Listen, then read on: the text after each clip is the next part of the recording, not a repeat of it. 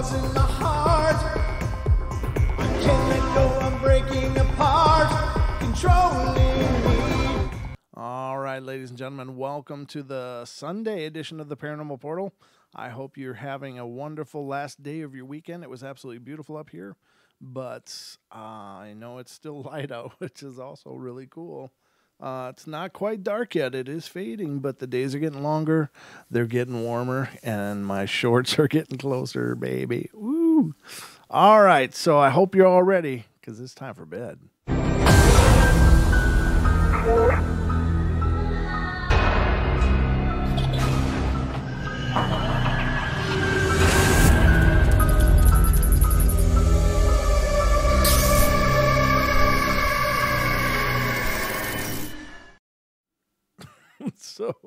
So Lewis says, sorry I missed last night, but I was playing Resident Evil. Now listen here, mister. Resident Evil can be played anytime, but the Portal is only live at 7 p.m. Pacific. Now, go to your room, unless you're already there. No excuses, Lewis, no excuses. But I hope you guys are doing great. Thank you so much for being here and being a part of the show, and thank you to all of you who are have joined us the last two nights when we had the Friday, Saturday shows.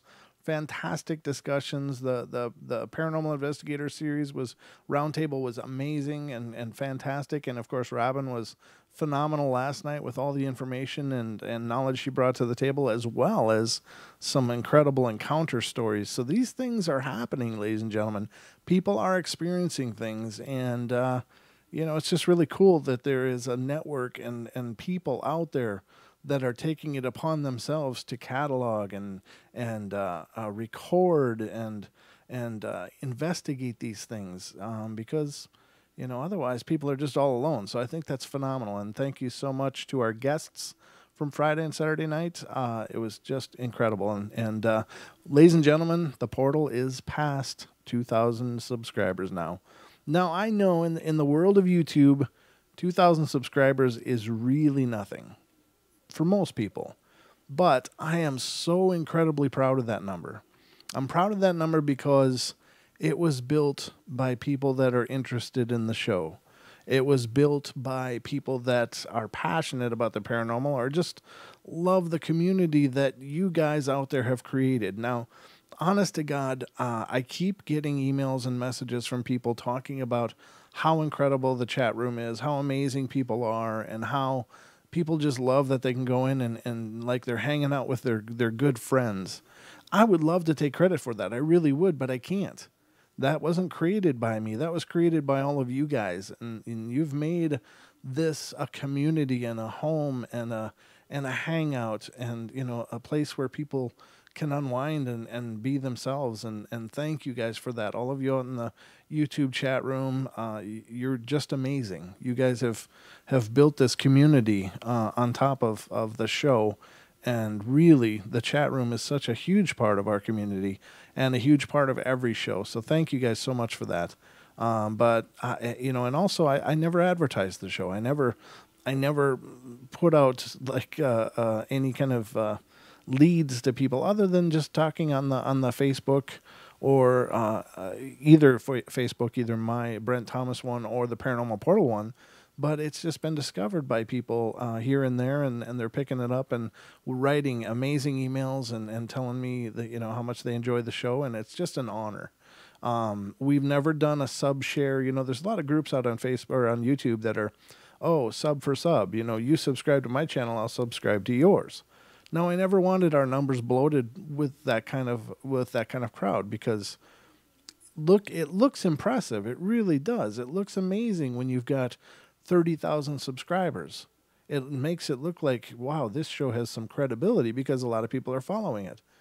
But then you look at their videos and see, 120 views and 90 views and things like that. And it's like, that math doesn't add up. And I think it just proves that it's just a facade.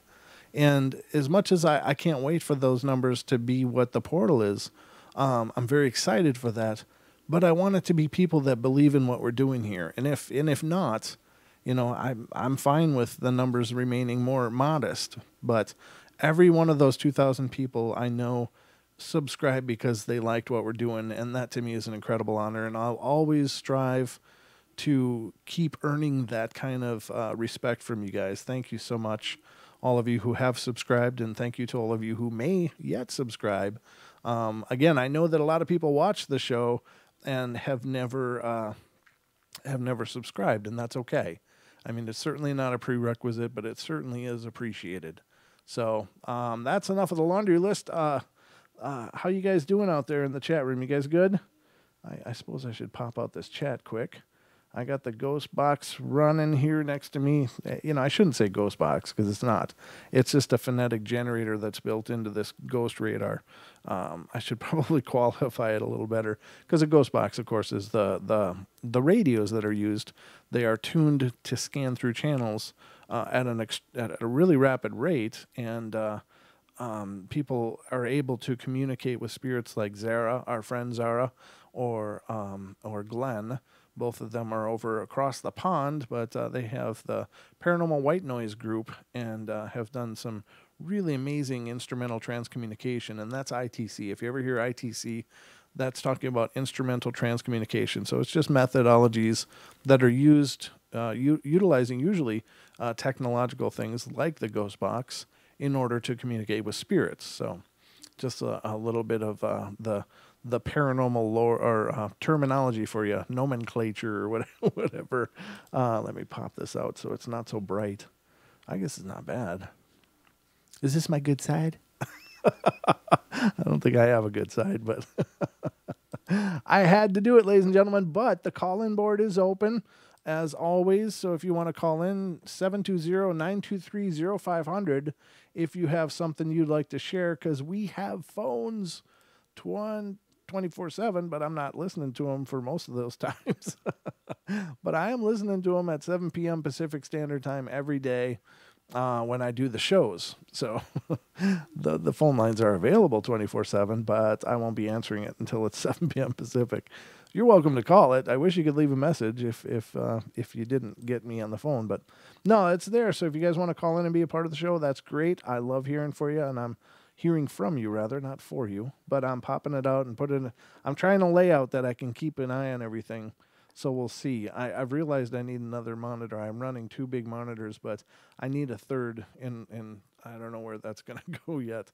I don't have a huge amount of space here in the studio, so we'll make it work, though. So let's get to some ghost stories, because that's why you came here. You didn't come here to listen to me run my gums. All right, the first one tonight, ladies and gentlemen, is coming out of Michigan. I lived there. I lived in Michigan. I got family there. I liked Michigan, but I was in the area just out of Flint called Lapeer, and it was my family is wonderful, and I always loved being out there. But as far as the scenery around there, I never thought it was really, really striking. But I know there's some incredibly beautiful places in Michigan, and have a lot of good memories. Some of them I actually remember. Some of them I hear about because I partied really hard when I was there. So I have memories from there, but not all of them are ones that I remember. They're just things I hear about at family gatherings. So, all right. So Michigan, what's going on in Michigan? I was maybe 7 to 10 years old. That's quite a spread. When around Christmas time, I had spent the night at my Aunt Lori's house to be with my cousins. I was sleeping on the couch and my cousin Emily on another. My Aunt Lori's rocking chair was at the head of the couch, and I was sleeping on the couch that I was sleeping on. I'm sorry, that was one sentence. I broke it up. My cousin was across the living room.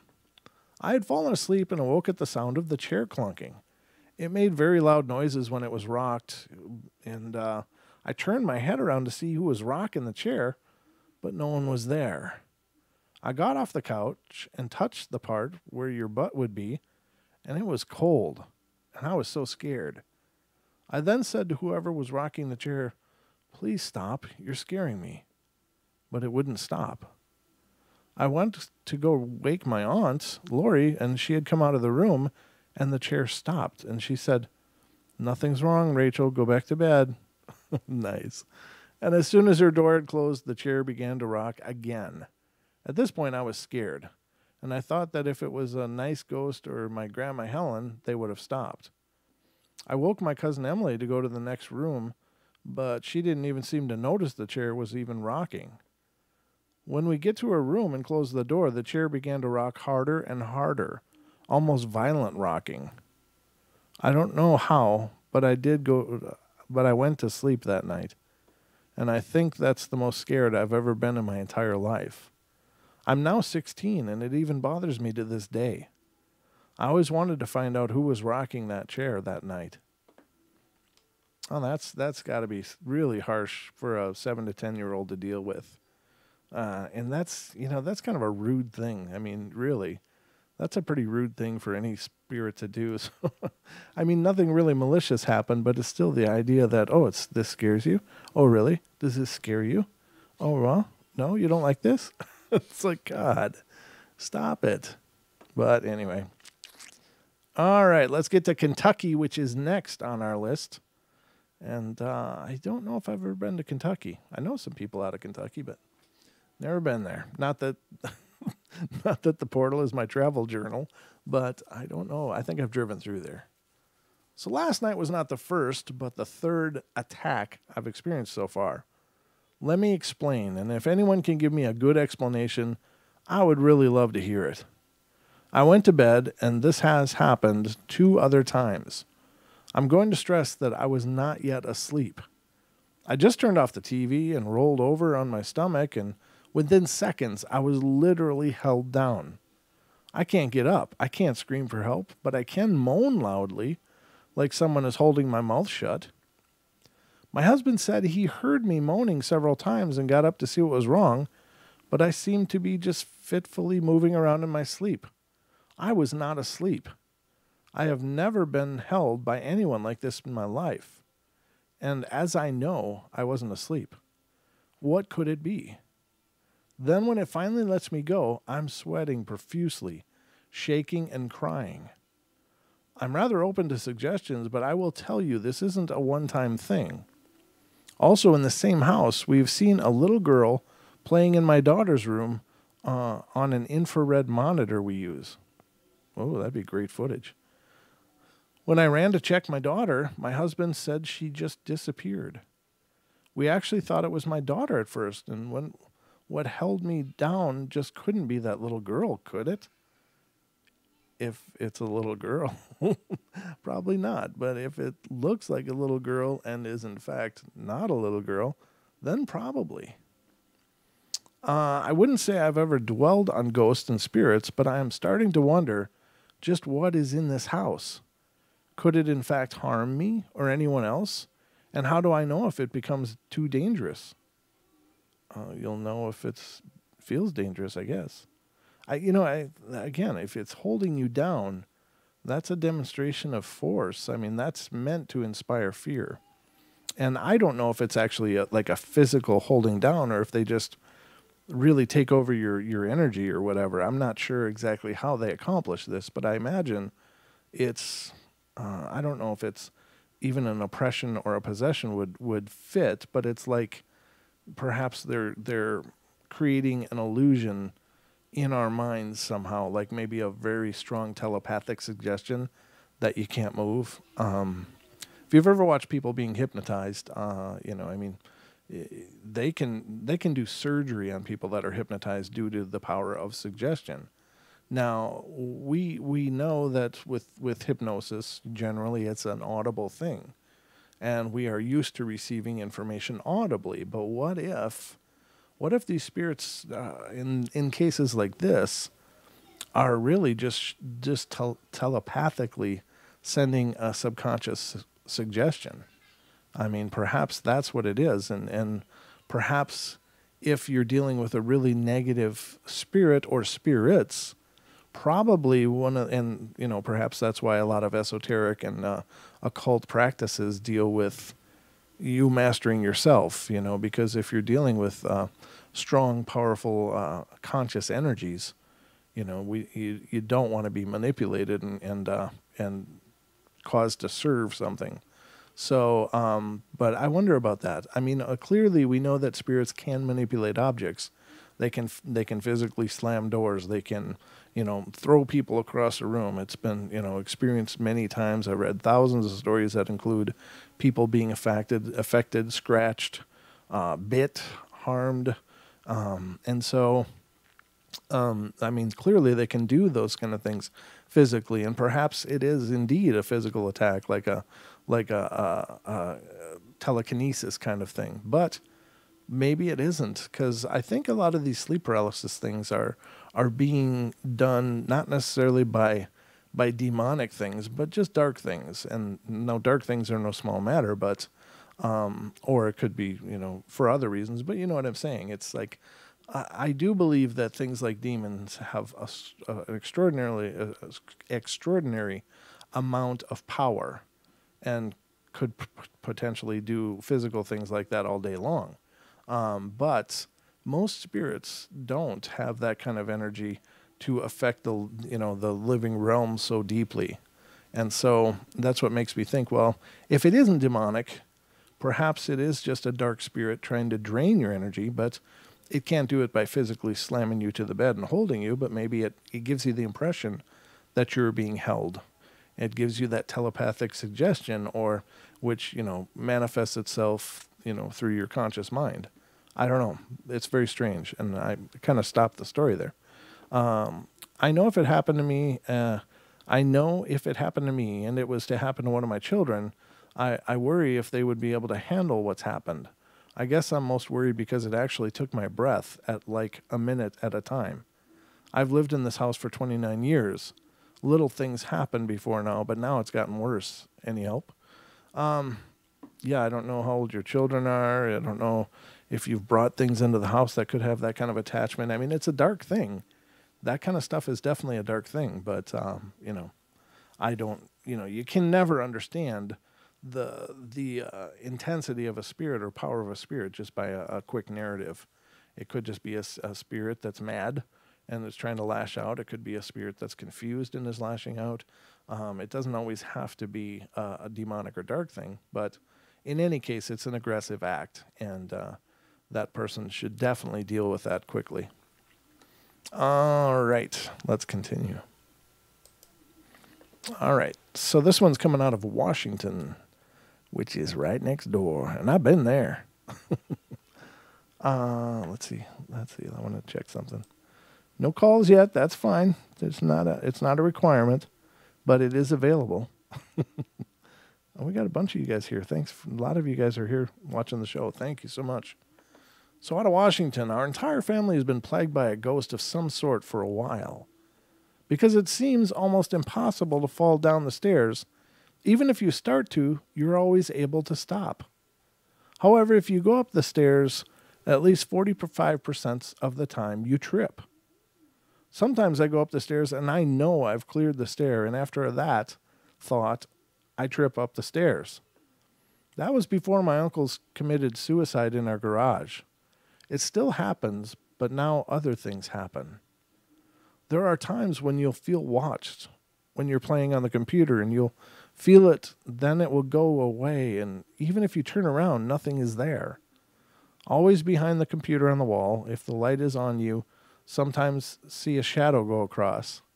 And personally, I have seen a shadow man in our giant upstairs window, and he was really dark against a white wall, and I saw him in the window, and he stood there, then turned the corner and left. I jumped up and turned the corner as well, and the man didn't run, and I did. If he was there, I would have seen him. I didn't see him. Once my cat was sitting on a chair when the screen door flew open. He went out, and I closed the door and went to tell my father. And when I got back, the cat was inside, and the door was open again. My father's uncle loved cats, and I could see him letting them in and out. And once my mother told the ghosts to leave, and for a while nothing happened. Then one day, the screen door flew open, and my dad said, "Come in." And we've noticed them again.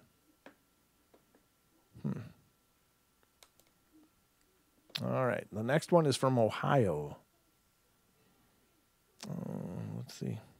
It is 2 parts. This one's pretty long, but it looks like a goodie. So let's see what's going on in Ohio. Again, Dee, what's going on with your state? Diane lives in Ohio, and I swear to God, there's more stuff going on in Ohio than anywhere in the U.S. They've got UFOs. They've got the Grass Man, which is their version of Bigfoot, and they call it the Grass Man because they find these huge nests that are made out of wild grasses. And it sounds really like a great ape behavior, but they are a version of Bigfoot and or Sasquatch or whatever you want to call them. And they have a hell of a lot of hauntings. And I don't know what's going on in Ohio. Perhaps there's a lot of ley energy running through there or something. I don't know. I know there's a lot of waterways and stuff there, and that can certainly do it. But this is a lot of stuff for one state. And I want to look at a map once. Let's look. I want to just see what's going on in Ohio. Map of the U.S. All right, let's pull one up here. Let's find one that shows a little more of the features. Hold on a sec. Let me find one. Because I'm interested. It's like so much is going on in Ohio, and what is it about that? Now, there are many people that attribute a lot of spiritual activity with high limestone deposits, because in limestones there's a lot of quartz, and quartz is an amplifier of energy. So it's maybe there's a whole bunch there. I mean, I think the whole Midwest is pretty much full of limestone, though, so I wouldn't know that would be necessarily a key to that activity, but it is curious that so much stuff would be going on there, and perhaps a lot of stuff went on there for a long time. I don't know. Perhaps there's First Nations experienced a lot of stuff in those areas as well. I don't know a whole lot about the history of pretty much any state, to be honest with you. I was never a strong studier of history. A studier. That just came right out, ladies and gentlemen. You can't make up this kind of language. But apparently I do. Let's see. And here's kind of a good one, I guess. Let's see. Ohio's over here. That's Indiana. Yeah. Let's see if I can make it big. I'm looking. That's not too big, but I'll put it up on the screen here, and we can look at it and just see if. Well, it's not very big though. Good. Oh, I guess I can zoom in. Okay, let me put it up on screen here and see what we can find out about Ohio. Now, Ohio is over here, right? You see the magnifying glass is right over that state. I hope that's Ohio, and I'm not really embarrassing myself here, but. You got the Great Lake right above it. You've got a ton of stuff. It's right on the edge of those. I believe those are the Smoky Mountains. Maybe not. Maybe that's the part where I'm going to embarrass myself. I don't know if that's the Appalachian Mountains or what, but I don't know. It's right on the. Is that Lake Erie? I don't know. But there's something going on in Ohio, and what the hell was that? Okay, sorry. I think my kid might be doing something out there, but it's not like that. All right, I don't know. That's Ohio, though, ladies and gentlemen, and that's where a lot of stuff breaks off in Ohio. Very paranormally supercharged and supernatural supercharged as well. But they got everything there. Everything's going on in Ohio. And honestly, we see it come up so often on the show. And I'm like, what the hell is going on in Ohio? So maybe Dee can call us and tell us if she's listening. It is 720-923-0500. If you're out there, Dee, we want to know what's going on with your state, because it comes up a lot. A lot. There it is again. What the hell is that?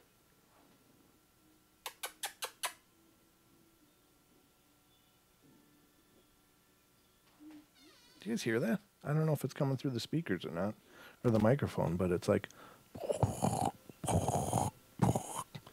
I don't know. I can't tell what it is. All right. Sorry to interrupt the whole flow of the show for this, but first of all, I was just curious about Ohio because a lot of stuff is always going on in Ohio. But I think I already did this one. I did. There it is again. I don't know what that sound is. It's got to be my kid. I think he's sitting right outside the door on the couch. He must be doing something. All right, so this is Ohio. This story is a two-part, both taking place in my childhood. As I've said before, I've experienced things as long as I can remember, which my memory is quite extensive. The first part took place in a town called Brilliant. Is there a town called Brilliant? My family and I lived in a duplex when I was 2 years old up until I was 3. Yeah, I know some don't start containing memory until after this age, but not in my case. I guess you could say it is because of the type of memories. It was morning and my mother was hassling with my older sister to get ready for school. My sister's worst nightmare, you could say. My sister and I shared a room at the time, and I was playing in our upstairs bedroom while Amy, my sister, was fixing her hair. She finished quickly and left the room. And as she did, the bedroom door slammed shut and locked with me still inside of it. Now, being only 2 years old, I was unable to reach the door handle to help myself, and I immediately started screaming and crying. My mother rushed up the stairs to the door with my sister at her side. My mom automatically assumed that Amy had locked me in the room because of her rotten streak, and my mom quickly got a screwdriver and was trying to pry open the heavy wooden door to get to me, but the lock wouldn't budge. There was never a key to that door either. 10 minutes passed of my screaming and my mother trying to get into the door, getting the door free, and all of a sudden, as I sat there on the floor waiting for the lock, the lock just flipped open with no explanation as to why. The door swung open. My mother had a look of surprise on her face, and she was still on her knees trying to open it with the screwdriver. Until this day, my mother says it was my sister who locked the door, but I know better. The question is, if something locked me in there, why did it let me out, or was it something else? After that day, I remember, excuse me, I gotta get a drink, really dry. After that day, I remember talking to things, and my mother said weren't there. One in the basement and one in my room. I can't remember exactly what I all said to these things. I just remember one sentence that scared the living daylights out of my mother. While standing close to the basement door, which was in the kitchen, where my mother was with me, I said, "Mommy, I don't want to help with the laundry because the man behind the steps will get me." And also I remember in the mornings that I was let out of my crib by someone that wasn't seen by anyone else. My mother would always wonder how I got out, so she watched me one morning. She tells this story today of how I was sleeping soundly as the crib door gently slid down, and I awoke 5 minutes later and climbed down the bars and was on my way to breakfast. All my life I've encountered these things and still do. For all the moms out there that believe their child has an imaginary friend, think again. Some call me tortured, some call me blessed, but to myself, I'm just trying to live with the images I've seen. As I stated in the first part of this, I've seen things and remember since the age of 2. This story takes place at the age of 5 in a place called Salt Run Road. I was living with my family in a large trailer, and I say this because it was quite large and extravagant for being what most would call a trailer, and it was late on a summer night, and it was bath time for me. I always enjoyed bathing in my parents' master bedroom due to the large tub, and for most kids, bath time was horrible, but for me, I saw it as a lot of fun. I was in the tub mucking around with bubbles and bath toys, and my mom was in the kitchen finishing up the dinner and dishes and was in no way visible to me or vice versa. To give you an idea what the bathroom was like for later in the story, it was a large room with a spa tub and a standing shower on the other side of the room.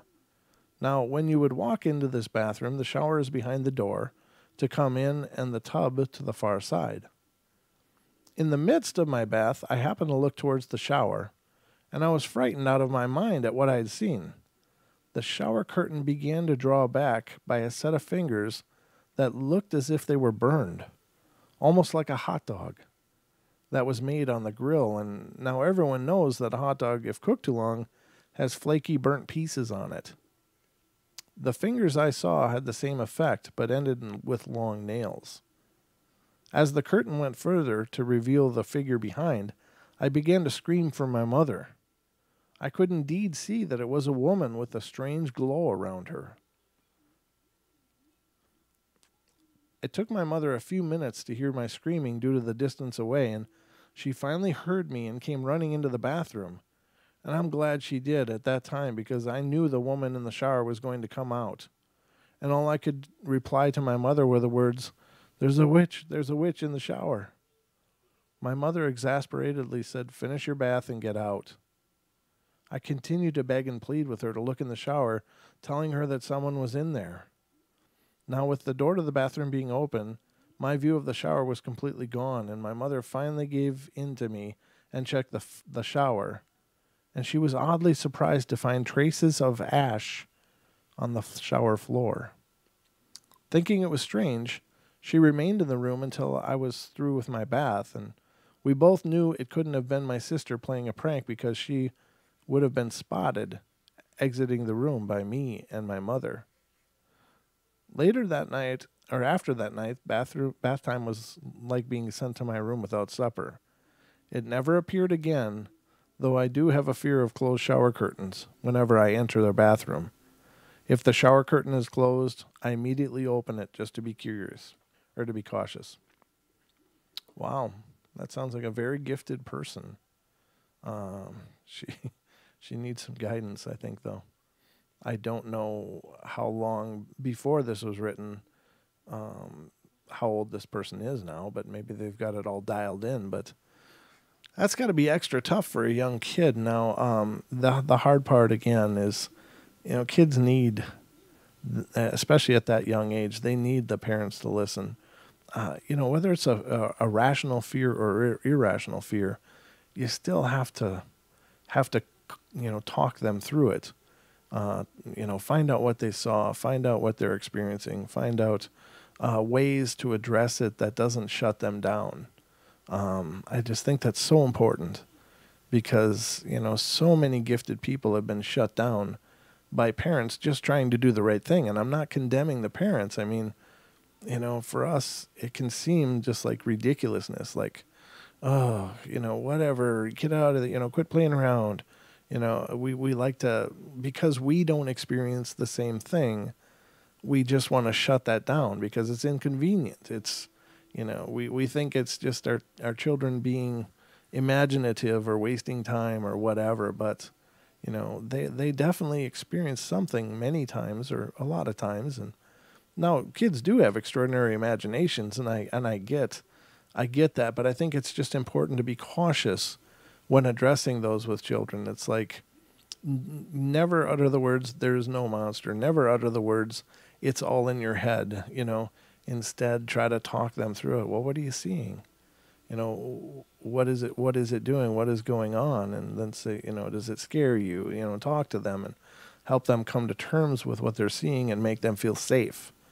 I think that, a lot of times when these kids are experiencing these things, they're already terrified. They're already experiencing something they can't possibly wrap their heads around. And then to be shut down by a parent that's supposed to make them feel better, that's got to be, then they're suffering alone, because they don't even feel like they can reach out for help dealing with it. So, take care of those babies. That's all I got to say. All right, the next one is coming from Virginia. How do I explain what I experienced this morning? My nerves are still shot, but I will try. I spent the night at my boyfriend's house, and we had just went to bed around 2 a.m. last night, and we left the door cracked so his cat would be able to come in and go out as needed. And we set the alarm on his cell phone to wake us up at 5 a.m. to unlock the front door of the house. His sister was working a night shift, 6 p.m. to 6 a.m., and she needed a way in. I woke to the alarm going off at exactly 5, and I woke my boyfriend, and he proceeded to get up and unlock the door. And he then went to the bathroom, and His cat was sleeping like a rock beside me. It only took several minutes. It only took several minutes. He shut the door and jumped back into bed, and I happened to turn my head and look at the clock in his room. It was only 5:04. And all of a sudden I heard 2 loud knocks on his bedroom door, and the door started to slowly open. Being half asleep, I assumed it was his sister, but I started thinking she didn't get off until 6. I nudged my boyfriend, and suddenly his cat wakes up and starts meowing at the door. The cat jumps on the shelf next to the open door, and the cat's cries get louder. My boyfriend touches my shoulder and whispers in my ear, "I don't want to scare you, but I think someone's in the house." Someone just reached out and touched Copper, the cat, and knocked. I completely was frozen. I figured we were going to get killed, mugged, or whatever else, and the cat runs through the house, meowing at whoever it is, and my boyfriend got up, and I followed. And we hid behind the now open door of his room, and we jumped from it behind the door and ran towards his sister's bedroom, which had a revolver and a .38 in the closet. As soon as we hit the room, we slammed the door and heard a very loud running and beating through the house. Thank God I grabbed his cell phone and called 911, and a police officer arrived within minutes. He searched the house and found nothing. His sister arrived shortly after, and him and her searched the house again, found nothing. How did someone run into our house within the 3 minutes of my boyfriend unlocking the door and using the bathroom? His cat is scared of everyone but me and his sister. Why did the cat run after something or someone? If it was someone robbing us, why would they knock? And they didn't take anything. I am so freaking scared. I have to go to work today, and I haven't had any sleep. I can't sleep. I honestly believe in ghosts now, and I've never been so scared in my life. Yeah, that's intense. Very intense. Coming out of Alabama. It's not real long. This happened on July 14th of 2007, ladies and gentlemen. Way back in 2007, I remember it well. We just finished up with a youth revival at my church, and this night, God had called for a prayer line, and everybody under the age of 40 in the church. We experienced a great move of Him that night. I gained a lot of joy that night, too, and I felt good about myself and stronger in my faith than I had ever felt. Well, that night, when I got home, I was fine. I got on MySpace. It was 2007, after all. And was talking to my friend, and I went to bed around 11:40 p.m., and I wasn't very sleepy, so I decided to watch a movie. And when the movie went off at around 1:40 a.m., I turned off the television and my lamp, rolled over and faced the wall, and closed my eyes. I guess no longer than 5 minutes after I did that, I heard something in the corner behind the TV that started from the ceiling and fell. And it sounded like something sort of scratching against the wall. And then I felt something against my hip. I felt like something lightly thumped me. Before I go on, I need to describe the layout of my room. My bed lays in the corner of my room. Oh my God, we got some calls. Let me get through this and we'll get to the calls, guys. So hang on to the call line. My bed lays in the corner of the room between 2 windows on either wall that is touching. One window faces the road and the other the woods. And well, I had my eyes tightly shut at this point, and I didn't want to open my eyes or even move, though I was shaking. The next thing that happened was I saw lights through my eyes, even though my eyes were shut. First, I saw 2 lights from the corner of my room just slightly past the window that faces the road. Then I saw another coming straight across to my face from the wall. And if you've ever had someone shine a flashlight in your eyes while they were shut, you know what these lights look like. The whole time these lights were occurring, I just felt like there was something evil in my room. I opened my eyes and got out of bed, and as soon as I got out of my room, I felt much better. I went and crawled in the bed with my parents, and I was still shaking, and I now have two prayer clothes in my room, or cloths. It must be cloths, but it says clothes. I later found out that demons had been attacking all of our youth. Most of our youth sit in one area and our pews in the church, and I found out that one of the girls in their youth had seen a demon circling that area. That next day, I finally told my mother, and she went in there to pray and got goosebumps walking down the hall. I shook every time I went down that way. And by that afternoon, I was afraid to go in there anymore. But that night, I didn't want to sleep in there. My mother stayed in there with me until I fell asleep. Tonight, I still don't want to go in there, but I have to. I ask for your prayers and our youth at WCOG, please. We need it as we are trying to grow like God had promised us. Well, that's wonderful, and I'm sorry that it's such a terrible thing. That is absolutely scary. But let's get to our first call, and this is area code 586. You're on the air. Well, hi, Brett. This is Gemini from the chat. Oh, hey, how you doing? Good. How are you? Oh, I'm doing good. I had a really busy day, but I'm always good when I'm doing the portal. This is one of my favorite parts of the day. Yeah, mine too. Mine too. So I thought I'd call in and share a story that happened to me quite a few years ago, maybe about 15 years ago. I was living in Pittsburgh, Pennsylvania, in a very old apartment building. Beautiful, very quaint. Strange things happened there. Not too bad, but one night I was sleeping, and I woke up quite early with something hitting my energy field. It felt like it was like a paintball game, but nothing was penetrating and getting through to me. So I decided to kind of pop up to my third eye to see what is going on here. And to my surprise, what I saw was glowing jellyfish. They were like almost octopuses, and they were shooting energy balls trying to get through my aura.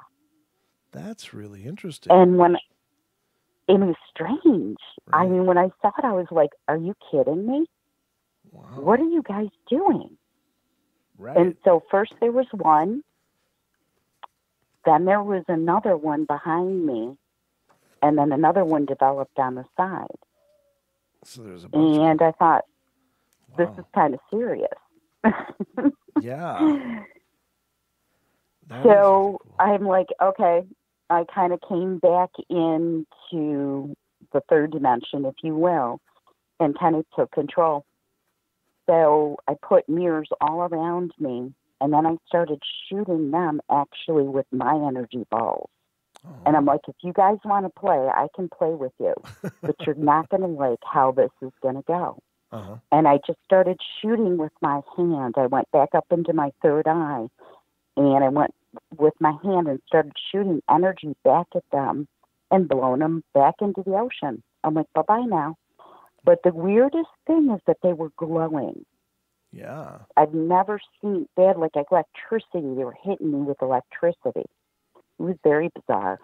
You know, that's really strange, but I have to tell you that as you're explaining this, I know I've heard of this phenomenon before, and I don't remember where, and I don't remember the context, but I just wrote a note that I'm going to definitely look into it and see if I can figure out where I've heard of those kind of spiritual attacks before. That's really crazy, huh?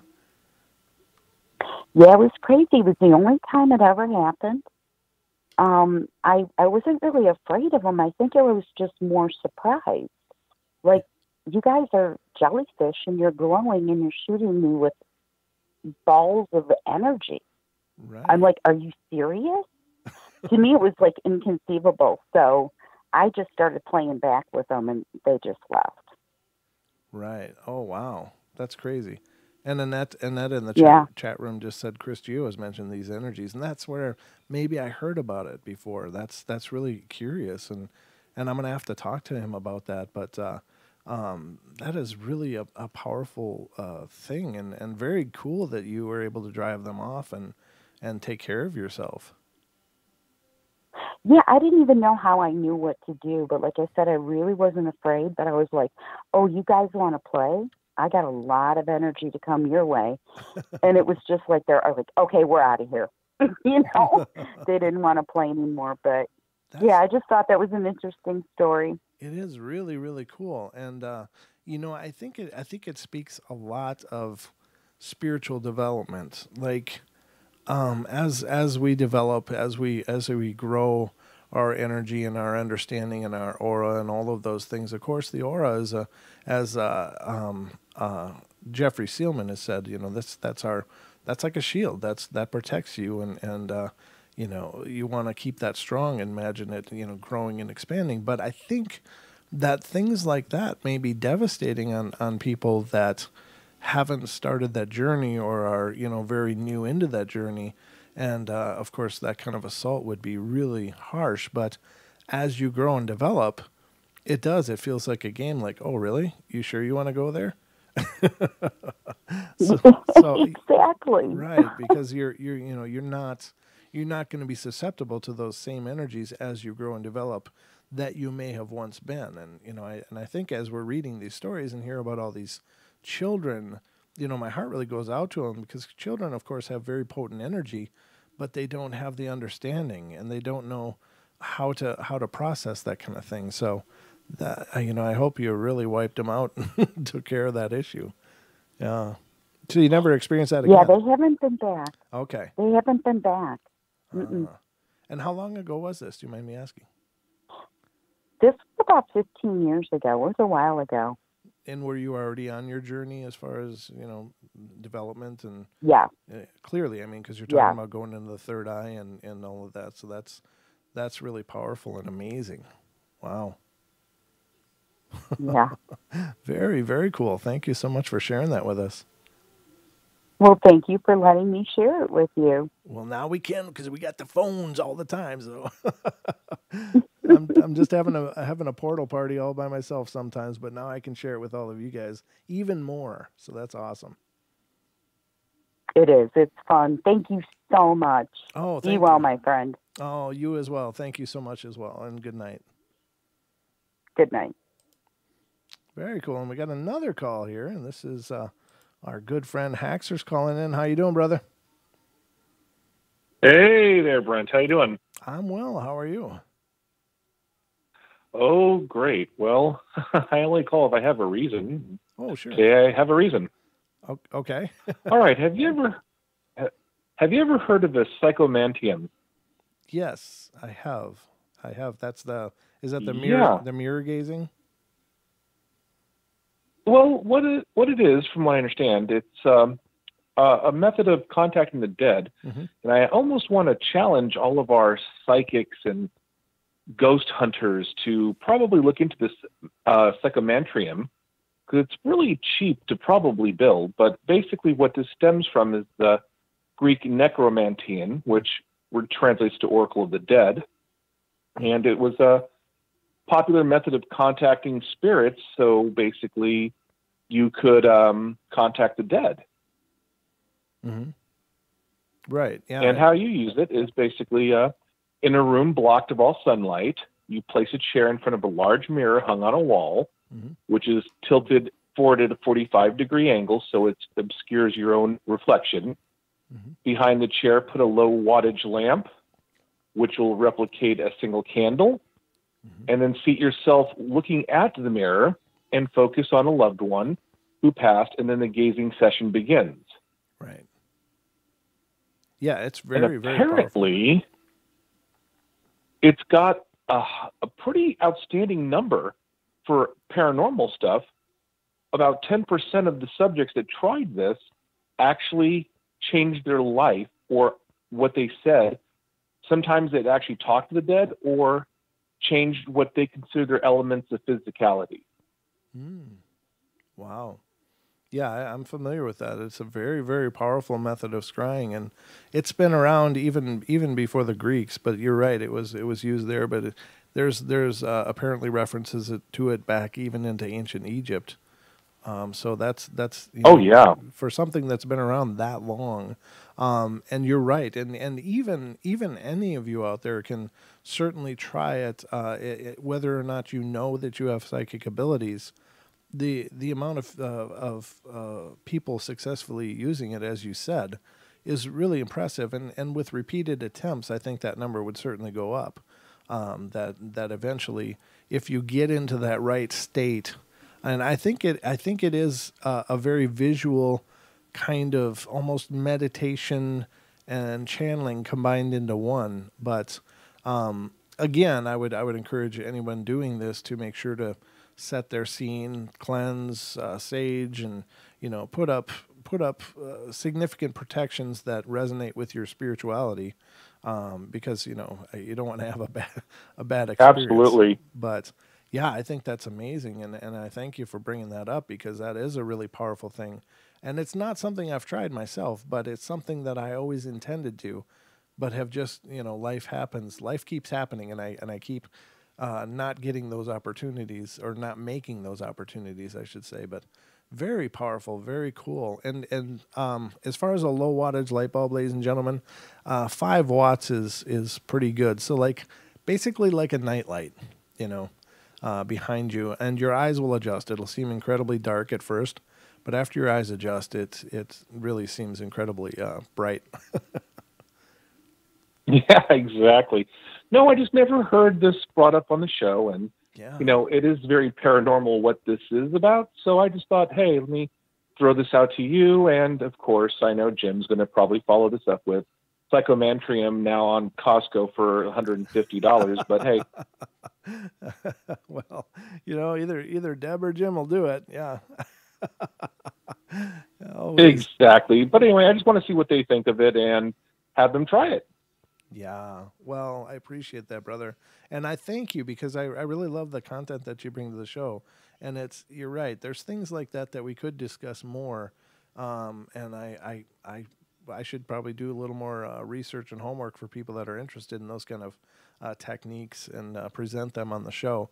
The part that I guess personally is, I don't want to influence anybody's spirituality or beliefs. I don't think that's my place. But I think that this isn't really tied to spirituality. It's not really an occult kind of practice. It's just a practice of calming and relaxing, and with intention, meditating towards the communication you want to have. And it's from what I understand, it's been an incredibly beautiful experience for a lot of people, and has caused a lot of healing for people that may be wrestling with the passing of a loved one, and not able to move past it, that after doing a psychomantium session or 2 or 3 or whatever it took for them to actually make the contact, that it was incredibly cathartic and healing, and very strong and powerful. Precisely, yeah. Wow, brother. So anyway, that's all I thought I'd do was, I always look at this stuff when it's like my free time. I'm not concentrating on what I'm doing for my business and so forth. I just kind of escape a little bit and look at all the weird stuff that's going on. Yeah. Well, and if it looks interesting enough, I share it with you. Well, I really appreciate it, brother. Thank you so much for bringing your knowledge to the show. That's awesome. All right. Well, thanks, Brent, and have a great night. All right. You as well. Thanks so much. Bye-bye. I can't tell you how much I love having this phone lights all the time. This is so amazing. It's just, it really closes another gap that I always felt was there between myself and you guys out there listening. And then, unfortunately, it's only active during the live shows, so that, people don't get the idea to try to call if they're watching the replay on YouTube or something. But it's just really great to be able to close that distance and to hear your thoughts as they're occurring, because I think that just, makes the show so powerful. Your guys' involvement brings so much to the show. I as a host can do only so much, but when you guys get involved and share your stuff, then it just really strengthens the whole community of this. So thank you guys. Thank you for those of you that just called in.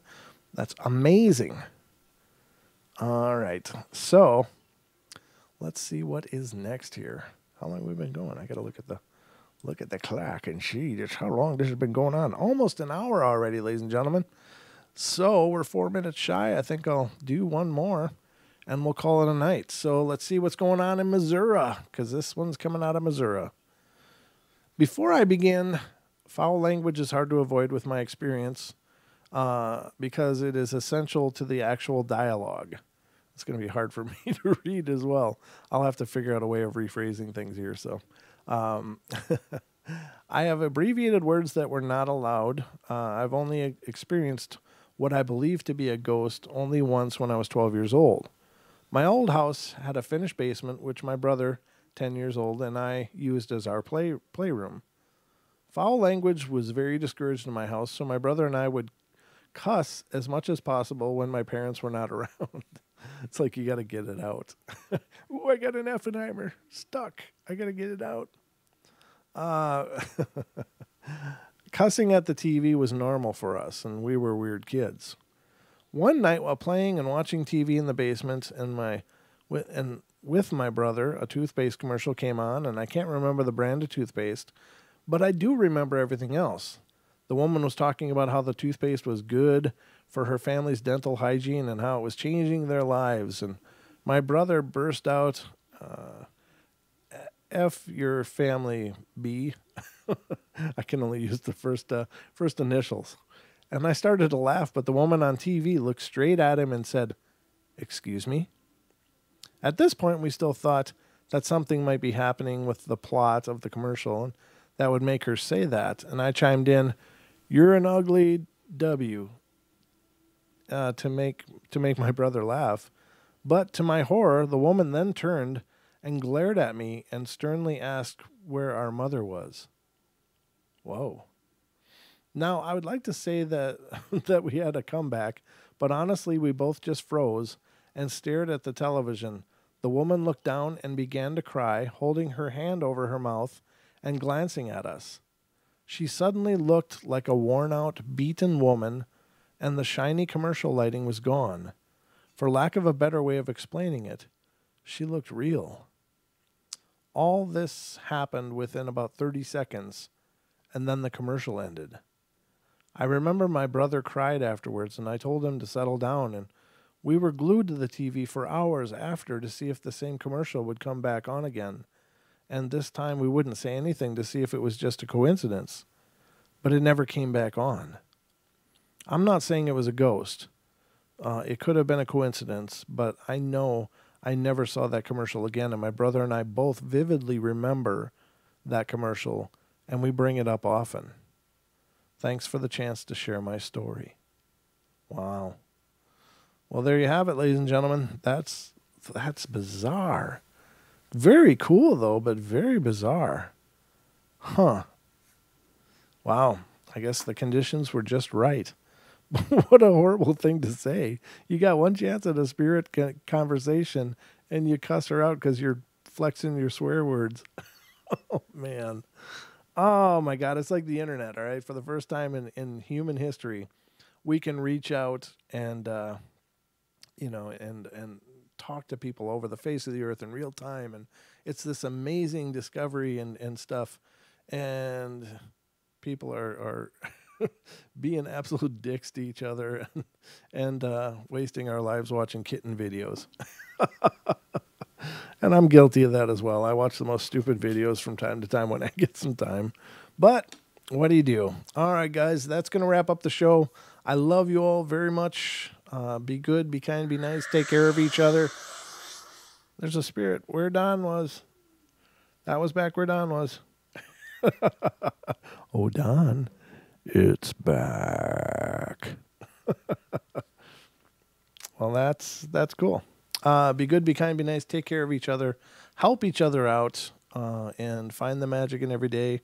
And be sure to laugh as much as you're able. But I will be back tomorrow night for more bedtime stories, and I hope you guys have a phenomenal Monday. I know it's a Monday, but we create our experience. Just remember that. If you think Monday's going to suck, it's probably going to suck. But if you go into Monday like it's going to be a great day and put energy into it, you might just be right. So I'll see you guys tomorrow night. Take care, and thank you for being the amazing people that you are. I'll talk to you soon. Good night, sweet dreams.